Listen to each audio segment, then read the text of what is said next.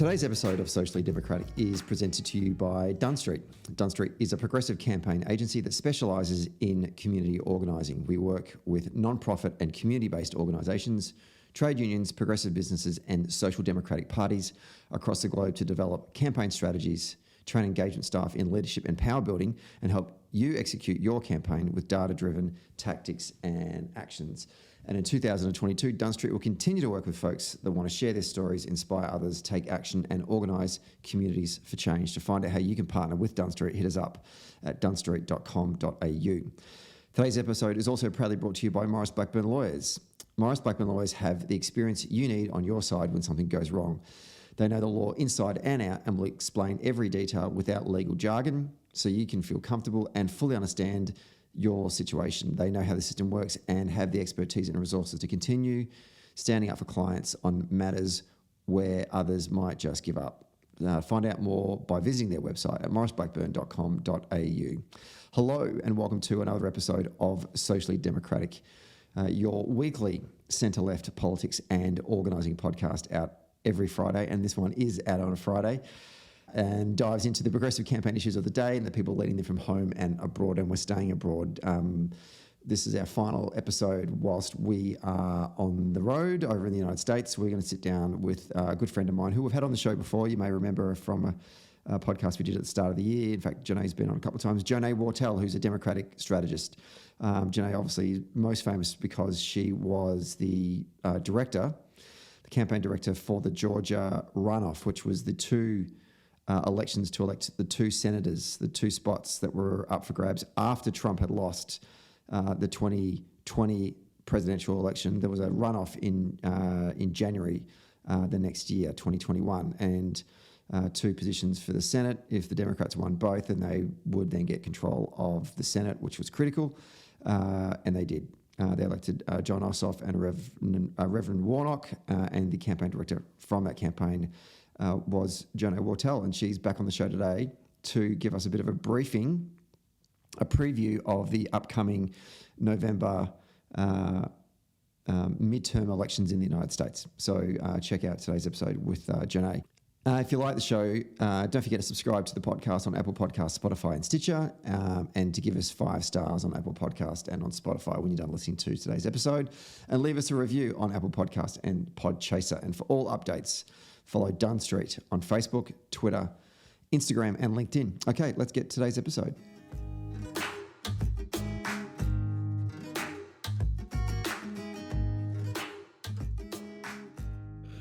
Okay, we are taping this one on a Friday afternoon on the lands of the Lenape people on the banks of the East River here in Brooklyn, New York. It's the midterms. They're coming up. They're 25 days away when American citizens head to their local polling centre to vote in a series of elections that include all 435 seats in the House of Representatives. 34 out of 100 Senate seats are up for grabs, and I think there's about 36 governor's races running as well, not including a whole bunch of up and down the ballot state legislators and dog catchers and all sorts of stuff. So it's how we sort of get our heads around this as we get ready to see this election unfold. Joining me on the line from Washington, D.C.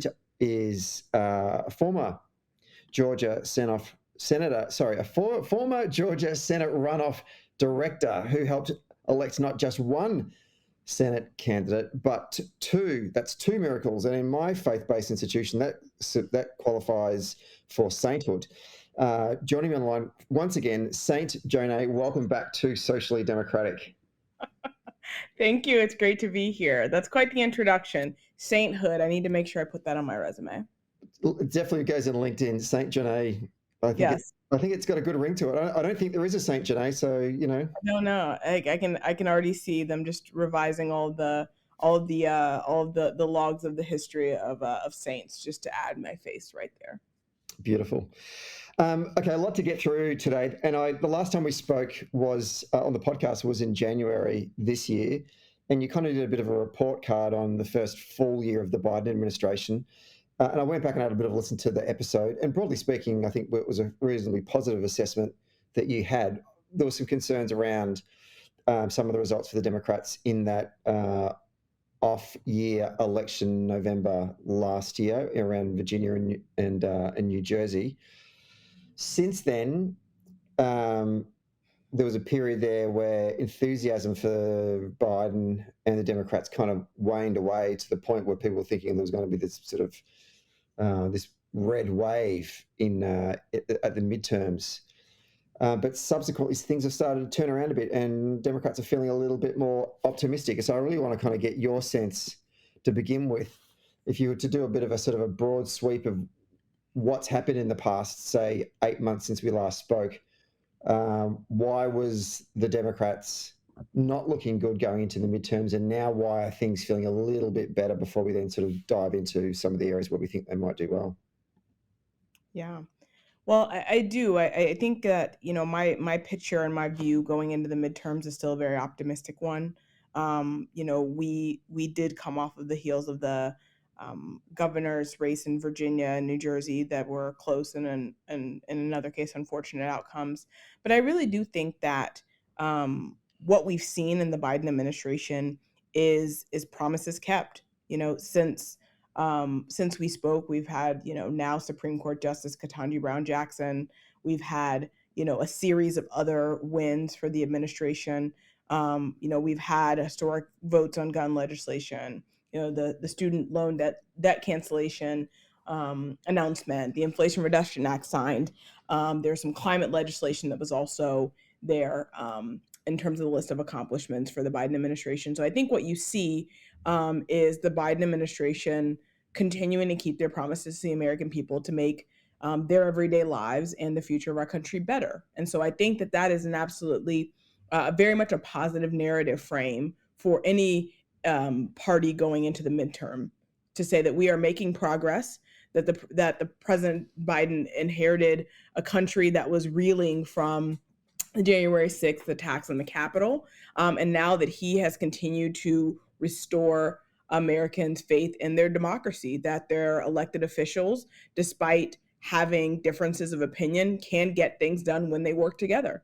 And I believe that if I'm a voter going to the polls this November, I want to elect more representation of folks who are committed to getting things done and getting legislation passed. There's a number of things you just mentioned that I want to unpack them piece by piece, starting with the Inflation Reduction Act. Talk to us a bit about what exactly is this piece of legislation, and why was this so important in terms of helping the Democrats' prospects going into the midterms? Yeah, I mean, I think when you think about the Inflation Reduction Act, there's a climate crisis and has been for a while. And the Biden administration made a commitment that they wanted to invest in cleaner energy and air and create green jobs, right? And not only that, reduce overall emissions. And I think that when you think about why that's important in this climate crisis, is that we all want to inherit. We want our children to inherit an earth where there is safety and security in our natural resources. And so I think what was most important about that is the Biden administration, again, keeping their promises, but also making a commitment to the environment, making a commitment to what needs to happen in order to save our planet.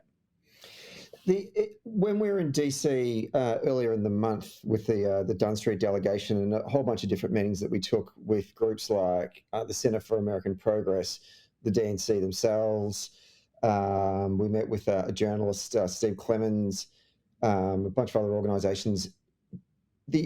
That piece of legislation, that came up a lot from those groups, talking about the importance that it has in turning around the fortunes, potentially turning around the fortunes for the Democrats. But it seemed like that was on its, that piece of legislation was kind of on what's the, it's like it was on its deathbed. It didn't seem like the Democrats could kind of get their shit together. And then at the last minute, Joe Manchin, senator from West Virginia, kind of throws everyone a curveball, doesn't see this come. This sort of happens, right? Talk us through just some of the challenges that the Biden administration has had trying to get pieces of legislation through a democratically controlled Congress, because in Australia that doesn't make sense to us, right? Because we caucus, like we're a binding caucus, our parliamentary. There's no wriggle room here, right? But obviously in the US it's a lot of a different experience. But I just want to share your thoughts on that and how difficult it was to land that success there.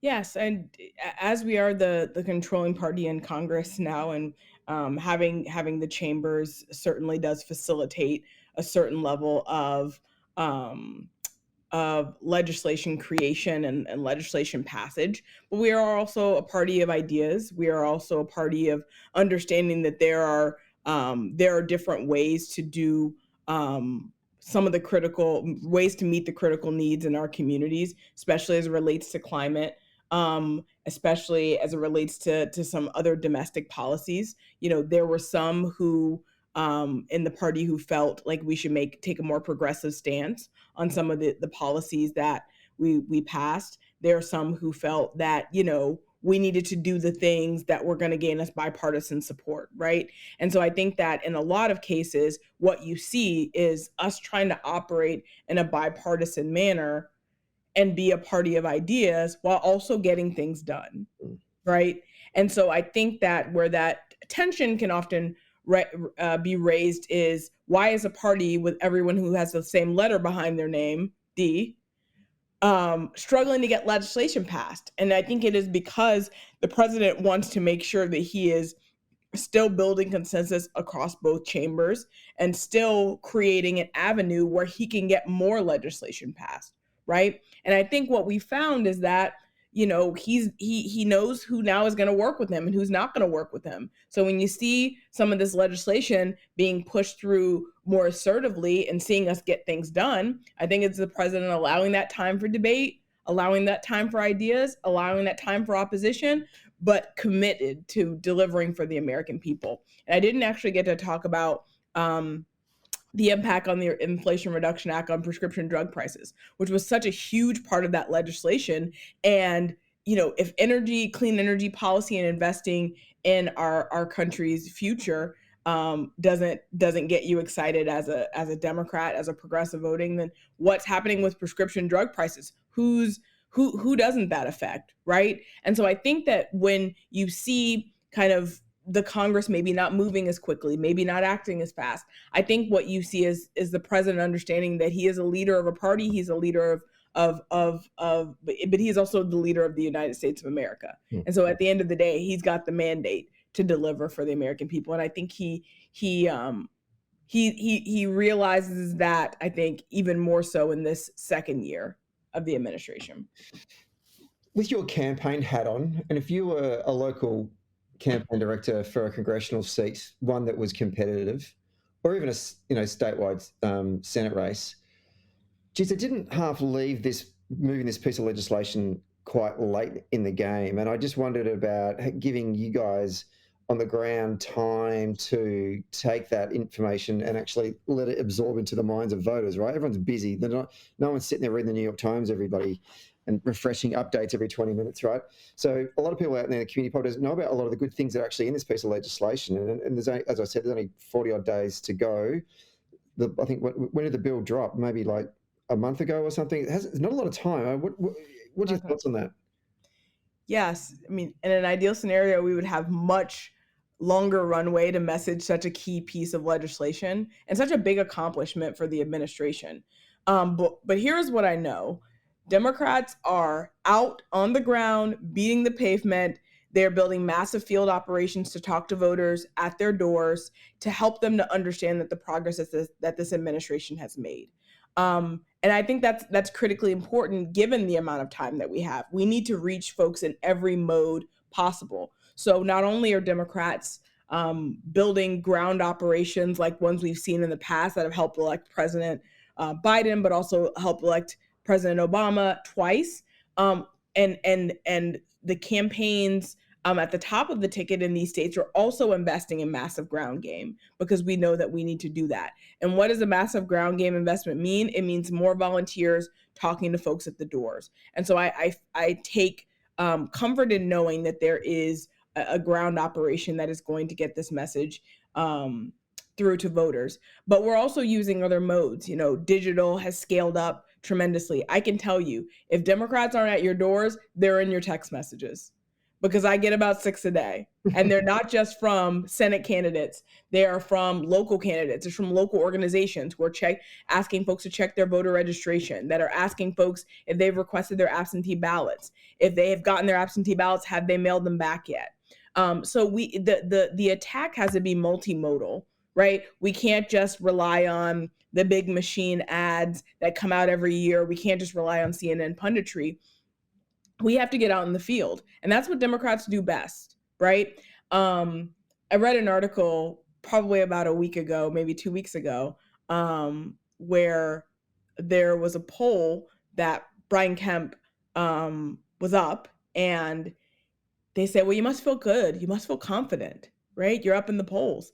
And he said, you can't underestimate their ground game. And I'm like, you're damn right. You're damn right. You can't underestimate our ground game. And for someone like Brian Kemp with this big machine behind him, right? To say you can't underestimate their ground game means he knows something that we know, right? Which is that enthusiastic Democrats can and will turn out in this election. And Stacey Abrams and her team and Raphael Warnock, Senator Warnock, is doing a fantastic job getting boots on the ground and getting people energized about this election. When we spoke last, the Supreme Court had not passed down their judgment on Roe v. Wade, the Dodd ruling.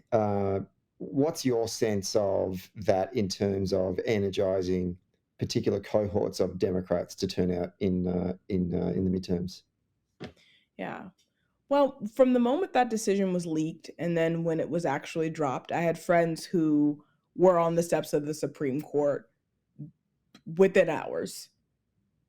And I think that speaks to the energy and the outrage, frankly, that folks feel about that decision.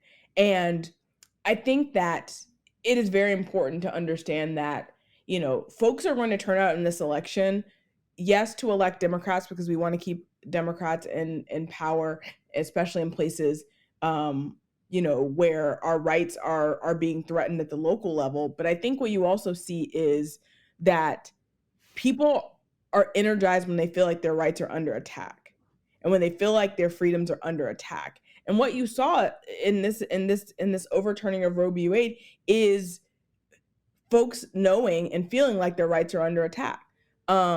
Even for folks who maybe didn't always vote for Democrats, you can look and see how these choices are affecting you personally. I mean, I've sat in focus groups over the last couple of months with folks who are not necessarily traditional Democratic-based voters who are really upset about it, who are pissed about it, and who want to figure out ways to fight back and to mobilize. So I think it's been absolutely energizing for our base, alongside the amazing things that we've been able to pass through Congress. But I would absolutely say that there are folks who are turning out in response, in part, to that decision. And honestly, the attack on our rights, because this is really not just about that singular decision. It's about saying, okay, first it's Roe v. Wade today. What is it tomorrow, right? When you start attacking precedent from a Supreme Court, it's truly dangerous. It's truly dangerous. I was reading a number of articles about, the spiraling effect can be if the Supreme Court revisits other decisions for interracial marriage, for things that are, it sounds crazy that in 2022 we would have been thinking about these things, but here we are. So I think it's definitely energizing for our bases. Turning to the Republicans, in particular, a guy called Donald Trump, I got a sense that in those off-cycle elections that we were talking about earlier, the ones that were held in November last year, Democrats really tried hard to put Trump on the ballot, even though obviously he's not running, but trying to link the Republican candidate they were competing against with that they were close, that person was close to Donald Trump. I don't know whether I want to get your thoughts on this. Did they not execute that very well, or what was the story? Because what I'm seeing this time around is that there are a bunch of Republicans that are winning primaries by being close to Trump and then flipping once they've won their primary and distancing themselves from Donald Trump. And we're seeing examples of candidates who have said that during the primaries, that the Trump won the election, and then win the primary and then come out and say, no, it was a legitimate election. How much of an impact do we think Donald Trump's going to have in this election, and is he going to be a drag on the ticket for the Republicans? Well, former President Trump has made dozens of endorsements this election cycle. I think it will be really interesting to measure the impact on the overall outcome. I think it really shows what disarray the Republican Party is in right now. Do I still think their voters are going to come out and vote? Yes. And so that's why I never rely on, their party's in shambles, like it's going to be a cakewalk. What we know about the Republican base is that they will often support their candidates regardless. And we very well may see that here in November. So I think the impact on the base could be in some ways mildly depressed. But I don't think it will be tremendously depressed. I do think we still need to be very much vigilant about our organizing efforts and continue to bring our message to voters through mailboxes, through door to door, because I do think that while the flip-flopping of some of these endorsed candidates may have an effect, and we will also see probably Donald Trump on the stump somewhere in some state before Election Day, and I'm excited to see what kind of havoc he wreaks on them on the turnout in that area. But we also know that for all the polarization, there's energy there. There's a lot of folks who are excited to see him out on the trail, who still very much believe the election was stolen, who will turn out for that big lie. So I think our caution here is not to overstate how much that flip-flopping on election denying will depress their base, because I think that's a strategic error that we could make. You mentioned before about what Democrats are saying on the doors and at a local level. I think we talked about this in the last show. Perhaps one of the strengths that come out of the Republican campaign in those off cycles was that they did talk about local issues, arguably in a frame that you and I are not going to agree on, particularly around education, but they were still trying to localize their messaging. Is the messages that the Democratic candidates are taking it in their congressional seats and maybe even Senate races more localized messages, or are they sticking with the national conversation? What's your read on this?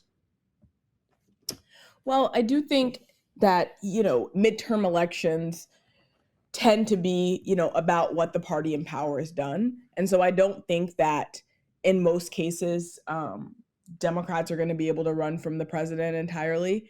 I think that's just it's unavoidable that they will be tied to him in some way. And so I think that if I'm a Democrat running locally and for campaigns that are strategizing around this, I do think that folks should embrace the victories of this presidency, the things that he's done, how it has impacted them. Do I think you should bring them the 25-point list of every accomplishment of this administration? Perhaps not. But if prescription drugs is something that is impacting their lives and their families, which inevitably it is, and those prices going down are a benefit to you and your family, then as a Democrat, why am I not making sure that folks know that, right? Because midterm elections are all about, is the administration keeping their promise, right? And the surest way to do that is to point to things that impact their everyday lives, impact their pocketbooks, and say, here's how we've delivered for you. We've still got work to do, right? And so it's going to be important for Democrats to thread the needle on issues that folks care about.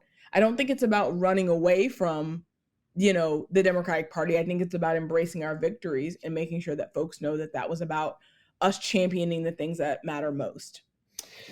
Sitting in my hotel watching late night cable TV, particularly MSNBC and CNN and the like, seeing a lot of Democrat surrogates and talking heads coming on and talking about democracies on the ballot in this midterm election, that we need to protect our democracy and all that kind of stuff, which I completely understand that.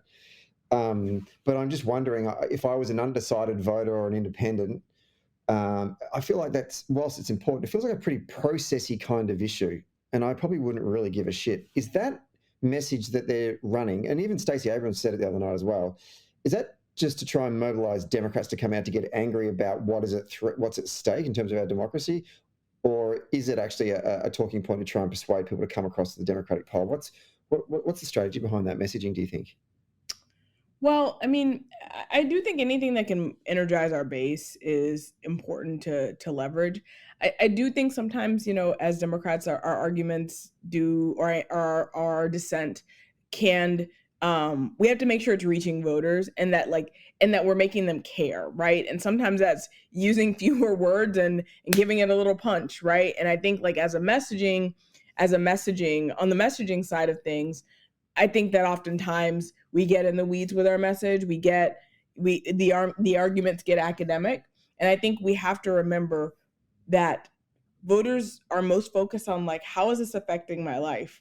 How is this affecting whether I can go vote and it's safe and secure? How is this affecting whether I can go to work and make a decent living? And so I think the further we stray away from those key fundamental beliefs that people have about government and what it is and what it does, I think that is when we get into this dangerous territory of just getting buried, right? Just getting tripped up by our own words. And I think that's where we lose voters, right? The idea here is to keep people energized, to keep voters energized.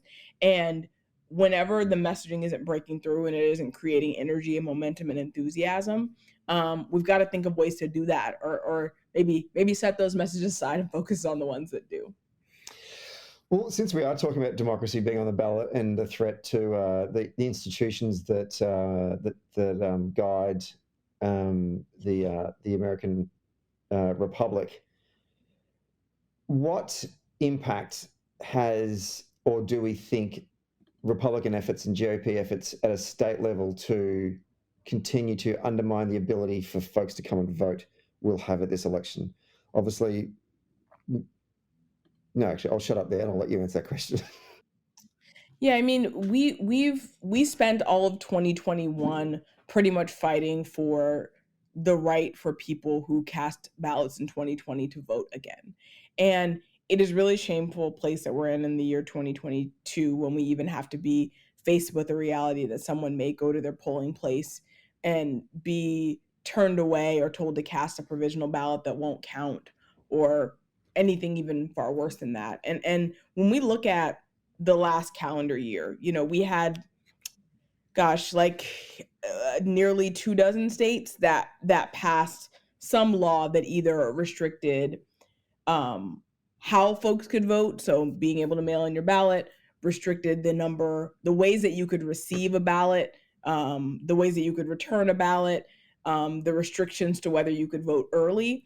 And what we saw was those specific types of restrictions were focused on communities of color, communities that folks didn't want voting.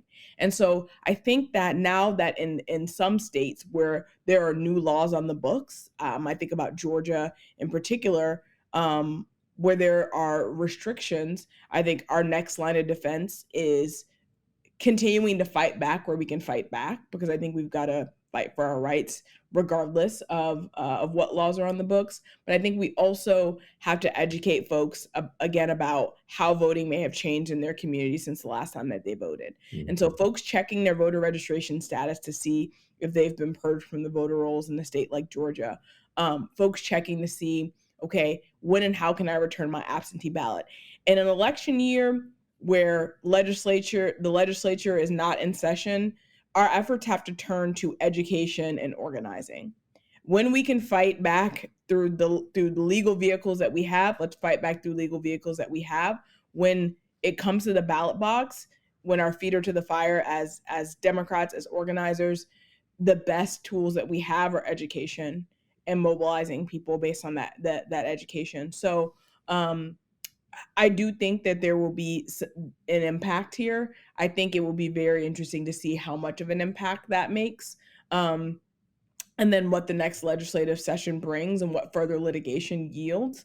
Um, but in states where fewer voters are able to vote for any given reason, I think it's an absolute shame and stain in our democracy. And I think that we should continue to make sure that we can use the legal channels and Congress can act to make sure that we don't go into another election cycle where this is even a threat. Let's talk about the some of the races that are coming up, starting with the House of Representatives. All 334 what it was, seats are up for grabs at this midterm election. How do we feel about the House of Reps broadly? I know we don't want to do predictions and things, but just your insights into that election. Do we think that maybe there's a chance that the Democrats can actually hold on to power in the House, or is it just going to be super close and we won't know until we've canned all the votes? Yes, I think that this will be a very tough election cycle. I think we need to keep fighting to make sure that we can hold on to as many seats as possible. I think the progress in our country absolutely depends on it. But listen, midterm elections have been traditionally very tough for the president in power. And so we went into this midterm election for obvious reasons, knowing that this was going to be one where we had to keep fighting. And so I think that when you look at, states like Arizona, when you look at states like Florida, when you look at states like Iowa, there's some vulnerable seats there. But I do think that we will continue to defend those seats, because I do think that in those places where we are running strong campaigns, we will be able to still energize our base and turn out Democrats. So I think that that's incredible. That's an incredible challenge for us this cycle, but I think it's one we're ready to meet. I think I heard someone say not just recently that the two biggest challenges for Democrats going into this particular midterm in terms of the House is, one, the amount of gerrymandering that's going on across the country with new districts, with districts being redrawn, and two, a higher number than usual open races in which Democratic incumbents aren't going around again. Well, we met with one of them during the mission we were in DC. We met with Ed Perlmutter, who's the outgoing Congress man in Colorado. I can't remember what district is, the 10th, I think. Apparently his district's going to be fine, but there are competitive ones in Colorado that they're worried about. I mean, is that a fair assessment to say that is one of two of the underlying problems that the Democrats are going to face? And it's hard to sort of counter against that. Yeah, I mean, and you're referring specifically to like open seats, like open races, right? I mean, I think that, where there's an open seat and there's been a sitting incumbent, I think as much of a challenge as an opportunity, frankly, because now you have an entrenched Republican incumbent in some cases who isn't going to be sitting in that seat, but in places where we're losing, where we may have a little bit more of an uphill battle because we have had a Republican in that seat. I think we can take that challenge head on. I think that in those places that we also have an electorate that's ready to see fresh leadership, right? And so as much as it may be a challenge to think about open seats as a part of our strategy, I think it also presents us an opportunity as well. Let's talk about the Senate. And I've got a bunch of races here that I wanted to get your thoughts on, starting with Pennsylvania, the Granite State. Is Pennsylvania the Granite State?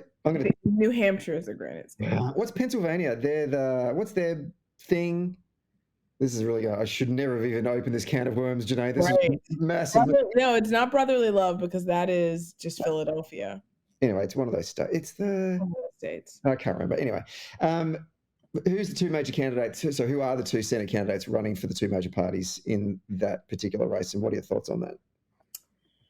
Well, I mean, when you have a celebrity doctor running in one of the seats, it's almost like kind of mind is blown. But I mean, just having observed Mesmet Oz on the stump, I mean, you kind of it's kind of a bit of a train wreck, right? You know, he's managed to have gaffe after gaffe. He's managed to offend people with pre-existing conditions and illnesses. I mean, this is a man who is kind of a communication dumpster fire. I think that, you know, what we know about candidates on the on their side is that they it doesn't necessarily mean that they have folks who won't vote for them. I mean, you look at Herschel Walker in Georgia, and you'll still have people who walk into the booth and you know and vote. And so I think we should again not overestimate the suppressive effect on their base. But I think that the Fetterman campaign has you really leveraged the weakness of their candidacy, of the Oz candidacy, and really built on those strengths. I mean, like you were not pressed to find them using the him making fun of him having a heart attack as you were not or was a stroke or a heart attack and use that against him, and it went on for a couple days, right? And so I think that you see him both playing on the strengths of their own campaign, which is doing well, but also making a stark contrast and a choice, right? This is a state that went back into our column in 2020. Let's not forget. This is a state where we were able to reclaim a lot of the support that we didn't have in 2016, and so I think we're coming into this race from a place of strength, and so I do believe that if we continue to focus on messaging our wins, our accomplishments as a party, continue to energize our base, not forget about our urban centers and places where minority populations who help carry the president to victory. I think that's a challenge that we have as a party at times. We have these big presidential election victories, and then we fail to run really robust turnout and engagement programs for key constituencies that we need to win. And it is my hope that we aren't making that mistake again. But I do believe that there is a path to victory, certainly for the Fetterman campaign, and I can't wait to see how that race pans out. Excellent. That sounds positive. I'm happy to hear that. The Keystone State is what Pennsylvania is. I knew it was some type of rock. Okay, let's go to a state that's near and dear to your heart, the Peach State. I got that one right, didn't I? Georgia? Thoughts on Georgia? You did. The Peach State. Well, I always love talking about Georgia. I love that after working there many election cycles, it's now like ground zero for some of the most exciting races in the country. What a world. But I have been watching closely the Abrams matchup against Brian Kemp. You know, I think what we've seen is a really strong Abrams campaign that is doing everything they need to be doing to build a robust ground operation to excite voters. Stacey herself was already just such an energizing force on the ground. To see her on the stump, I mean, I've literally seen her everywhere on social media, just meeting voters where they are at the Pride Parade, at a recent festival that we had, a concert, and just continuing to energize folks and just create a stark contrast. I mean, Brian Kemp being a sitting governor who has worked against the interest of everyday Georgians, who's rejected support from the president where it would be beneficial to Georgians, really hasn't done himself any favors. And I think that the reckoning here is making sure that we have someone who is going to represent and advance the interest of all Georgians, and not be, beholden to special interests, not allow kind of this smokescreen mirror that he's created, that he's, the champion of all people and he wants to do, all these great things and protect democracy when in fact he's done just the opposite. I think they've been really great about messaging and exposing that and holding him accountable. And I think that's really important in this race, especially. And the Herschel Walker Senator Warnock matchup, I deeply sigh every time I see that split screen, because there really could not be, if Stacey Abrams and Brian Kemp there's a very clear choice. Um, Perhaps even a clearer choice is Reverend Warnock, Senator Warnock, and Herschel Walker. I mean, you see someone who is wrong on almost every issue, has a personal record that is questionable, has family that has even spoken out against him, and you see, his relatives coming forward saying, please stop the lying, please stop smearing us, please stop dragging us into this. You really see a campaign that's damaged, and I think that he has not shown himself to be someone who Georgians should stand behind. I think what's important to know, again, when we talk about candidates that are flawed and candidates who um, that voters can make a choice between two candidates seemingly very clearly, it's important to know that base support will still turn out, especially since he's on the ballot with Governor Kemp, and so we may see some really interesting dynamics with who's turning out for both of those races if people are dropping off down the ballot, especially on the Republican side. I The data nerd in me can't wait to look at that data and really look at how people made those choices, for Warnock or for Herschel Walker, and Brian Kemp, and if they're voting for both. And there's been a lot of conversation about whether there will actually be a split there. So I'm very interested to see it. But I'm incredibly proud of the strong campaigns that Stacey and that Senator Warnock have run. The energy is palpable. I'm actually going to be spending a bit of time in the state here soon, and I'm just really excited to see the ground operation that we've known these campaigns for come back together and really and continue to turn out the vote.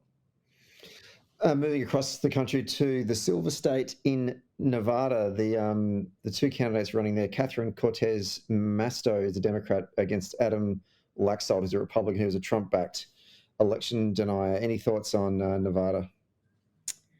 Well, I mean, whenever you have an election denier on the ballot and you have someone who is running such a strong campaign like Catherine Cortez Masto, who has a proven record as a leader, despite the history in the most recent election, I think you see a proven leader against an election denier. I think people are fed up with that narrative. I think people are ready to send election deniers back to wherever it is they came from, and ready to reelect a leader who has proven herself.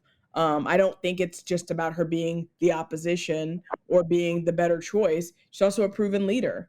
And so I think, this will be a close race to watch, especially given the recent polling that's come out. But I think you also see a really well run and strong campaign behind a great candidate. And then moving across to Arizona, I can't remember what the nickname is for Arizona. I'm going to leave this one to you, Jonae, if you know. Mark Kelly's the Democrat running against Sun Valley State or something, Desert State. Yeah, let's just call it Desert State. Mark Kelly is the Democrat in the Senate running against Blake Masters, who's also another Trump-backed candidate. Yes, with these Trump-backed candidates, again, I think that you'll see just a very much a rejection of the false narrative that they've supported and that they've perpetuated for the last year. I mean, what a long time to keep a lie going. They should all be exhausted. But you see that Mark Kelly, from the time he declared for office, has always run a strong campaign. I mean, I remember in the first election, for Mark Kelly, just the level of operation that he built, even in his last election, was just really impressive. And we're seeing that same operation come together. I mean, right now in the polling, he's doing very well, and leading. And so I expect that to fully to maintain and to hold. So I'm very excited to see the outcome. From memory, Blake Masters is one of those Republicans that has changed their tune in terms of in the primary they were saying they're an election denier, and now they've seen the light and discovered that Biden actually is the president. Yes, I do recall him being one of those. Yeah. Let's see Yeah. I'm just interested in that and how that plays out. There was is backtracking on that issue, and I think an abortion. Right. I just don't There was like he scrubbed a web page or something where it was like that's he right. had it on his and I don't remember the full story, but I just remember him getting slammed on that, and I was like, well, from somebody who denied that an election was legitimate, what is our basis of moral ground here? Someone spent a year saying something was fake that was true, and now we're surprised when we find out that they're lying and misleading people about other things. That's kind of shocking to me that we're shocked, but here we are. Just rule 101 in politics: don't try and walk both sides of the street on an issue. I just can't see how this works out, but we'll find out, I guess, in a couple of I weeks. mean, it's the kind of opportunistic politics that, you know, that Republicans should be rejecting. But, we've seen that folks' allegiance to some of these flawed candidates is kind of baffling in some regards, because you're just like, how are people standing behind these folks when they see in plain sight what they're about? But I think it just speaks to the state of the Republican Party right now. And so, we'll let them have that. Wisconsin, let's go to the Midwest. Ron Johnson, who's the Republican incumbent in the Senate, has been challenged by Mandela Barnes. This one feels like, for the Democrats, this is I won't say a long shot, but a tough one to win. I just want to get your thoughts on this one. Yes, I'd say Mandela Barnes is one of my favorite candidates this cycle, so I've been really excited to watch. And while the polling there has been relatively tight over the last couple of polls I've seen, within a couple percentage points, I think that, by some folks' accounts, Ron Johnson should be running away with this race, right?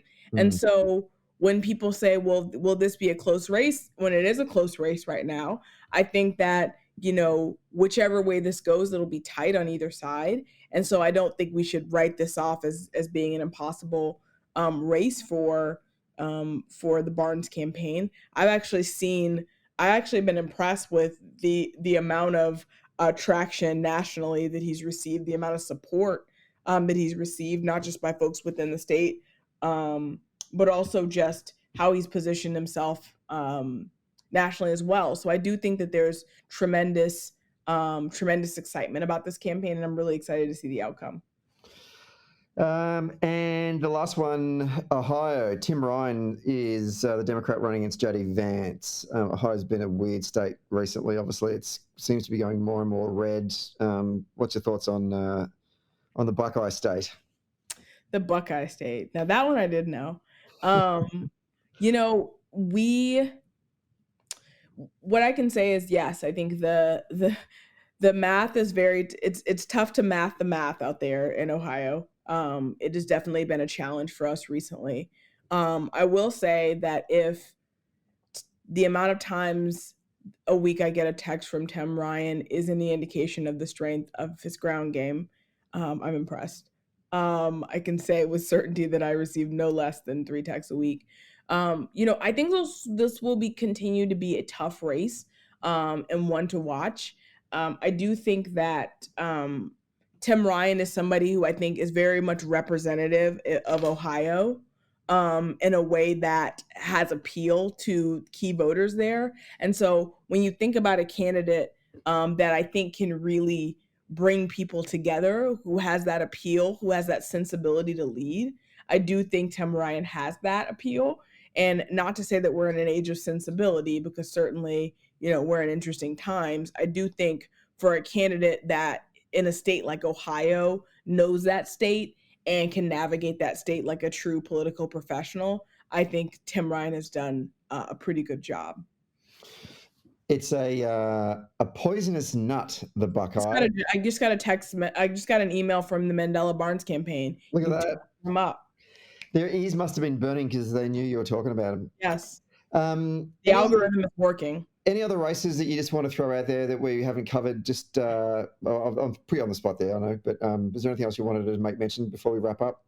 Well, I, as someone who really loves the South, especially, I watch all the races in the South, and I think a handful to watch are still the Sherry Beasley race in North Carolina, with Richard Burr retiring. I think a lot of folks, with such a heavy hitter retiring, I think people are like, what kind of dynamics is this open seat raise? But when I've looked at the polling consistently in North Carolina, you've really seen Sherry Beasley hold her own.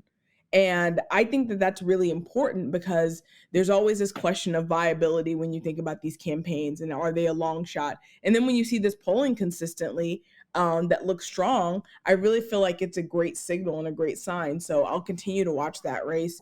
And then I'm always interested to see what's happening in Florida. Isn't everyone interested to see what's happening in Florida? It remains an interesting state electorally, with Val Demings in the Senate race there. And both women, if elected, would be the first, would be a first in their right. And so we have a lot of history that we can make this election cycle. So I'm really excited about it. Well, it's very comprehensive as always. Saint Jonae, we do appreciate your time. God bless you, on the show today. And it was also great to see you in DC earlier in the month, and coming and having dinner with us with the delegation. And fingers crossed we get a result, both in the Senate and the House, the governor's races, particularly in your home state of Georgia, and across any other sort of state races and dog catchers and treasurers and everything else. We hope it's a great result for the Democrats come the second Tuesday in November. Wonderful. Well, I look forward to coming back if you'll have me to talk about these outcomes, because I myself am going to be digging into every poll, top line, exit memo that exists, because I am fascinated. But I'm very excited about this election cycle. I'm excited to see the strong campaigns that folks are running, and excited to see this to the finish. Well, Jonae, get your data nerd hat on, because you're definitely going to be coming back after the results so we can unpack exactly what happened. Thank you so much, and we'll talk to you soon. Thank you.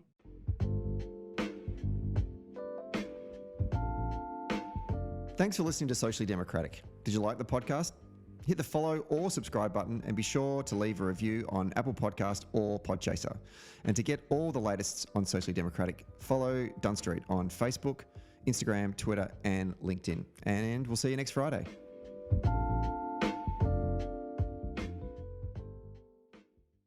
Socially Democratic was brought to you by Maurice Blackburn Lawyers. Maurice Blackburn Lawyers have spent more than a century paving the hard path to justice for everyday Australians. They've helped over 500,000 Australians turn their situation around, and they know how the system works. Their experience and skills means you'll get the best results possible. Find out more on their website, mauriceblackburn.com.au. Maurice Blackburn, experience you can count on.